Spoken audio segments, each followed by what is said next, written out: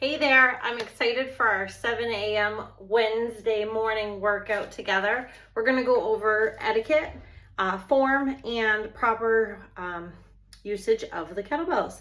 So as I always recommend, use a yoga mat. A yoga mat will help you keep your body aligned, keeping your footing and your placement in proper form. So I have a soft mat already down, but for purposes intended, we'll put the yoga mat down as well. We have a stacked variety of weights, 25, 15, 10s. I didn't bring 5s as I feel that I'm gonna work 10 and higher. Probably stay between 10, 15, and 25. 35 is a lot right now as I haven't been doing this for a really long time. So I hope to get us back on track.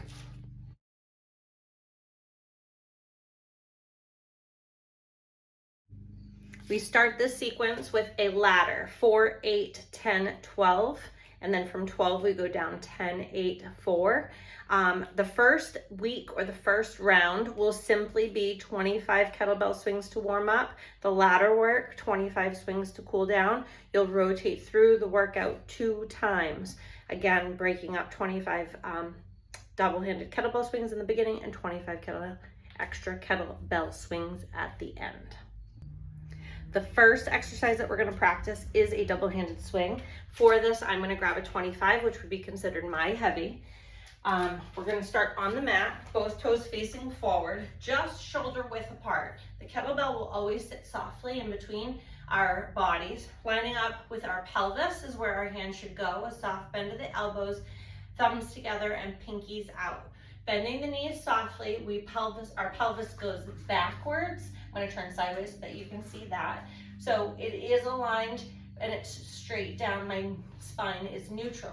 I pull through, keeping a nice flat back, a pulled engaged belly button, and my pelvis, again, neutral. I pull through and I swing just as far as my chin will come up and down, pulling and stopping my body versus allowing it to arch and bend backwards. Stop, like somebody's slapping you in the tail and your body stops tight.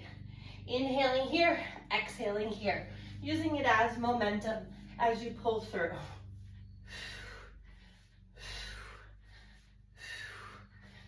3, 2, and 1. Placing the weight down and always in front of you as you rest. Stretch your fingers, pull them back together, and breathe because your endurance will go up. The next exercise that we're going to demonstrate is a single-handed lunge up to a clean. And so we have 2 different positions and 2 different components of this exercise. The first is the right single-handed lunge. So I'm going to opposite arm, opposite leg, keeping the arm and the leg directly in line and parallel to each other. Parallel here, the width of our shoulders, and straight and in line with that calf is where the arm should go. So my body is at a slight bend, but my belly button's engaged, my pelvis is neutral. Soft bend to the back. I'm going to drop down, not pushing forward, but staying straight down. When I come up, I'm going to come into a snatch first. Because I'm short on space, I want to make sure that I hit the clean through the floor bracing.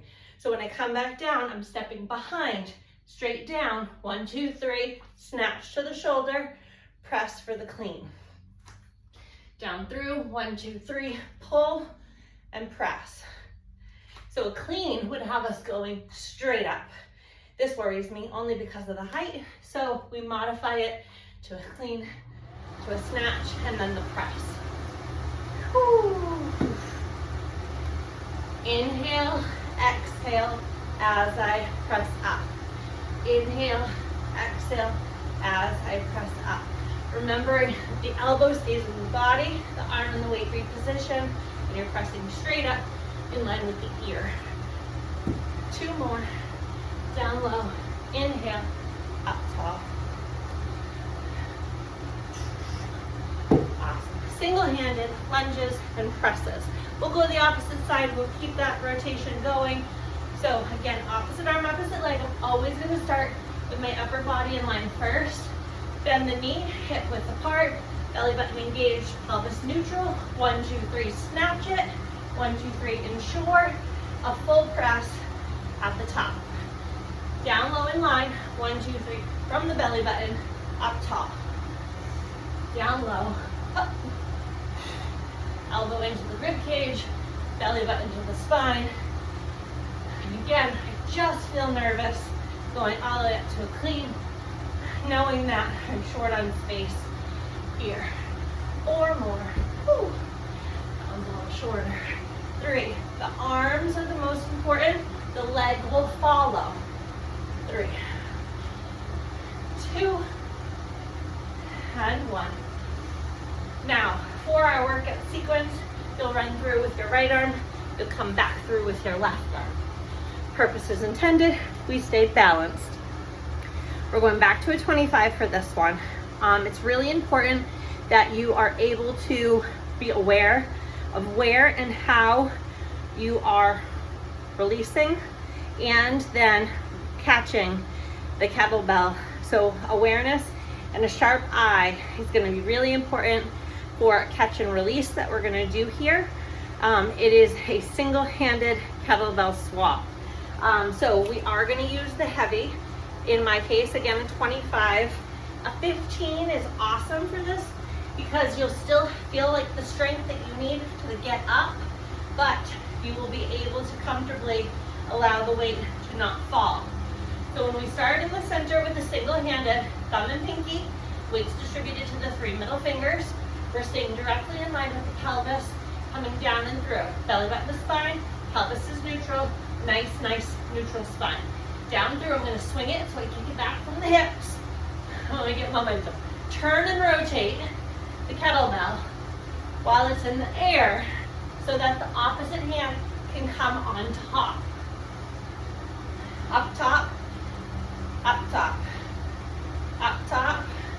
Keeping an eye on that bell. Up top, up top. You're rotating. This rotation, I'm going to stop because it's exhausting, engages that tricep. So the rotation and the opposite hand will catch it, rotate it. But it's a swinging fluid motion. Every time we swing that kettlebell, it comes from the hips. As you saw, first swing, you might not have enough momentum. Capture in, a right and a left is 1. We're gonna stick with that heavy and we're gonna do figure 8s.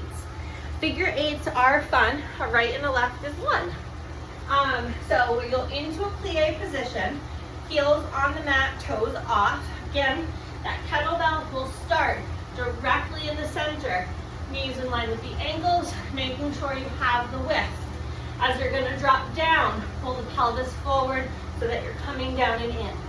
I'm gonna pull up to the hip, keeping close and keeping the elbow to the rib cage, dropping through. When I pull up, I rotate, but I'm always coming through the center to the hip, down low. Center, hip, down low. My body is going straight up and down, keeping that pelvis in line. This is very slow.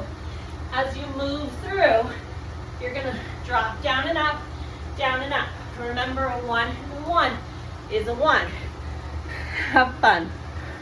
The last exercise in this ladder workout is a kettlebell stacked push-up. So, so one disclaimer, I don't really do push-ups anymore. And so I'm gonna struggle a bit.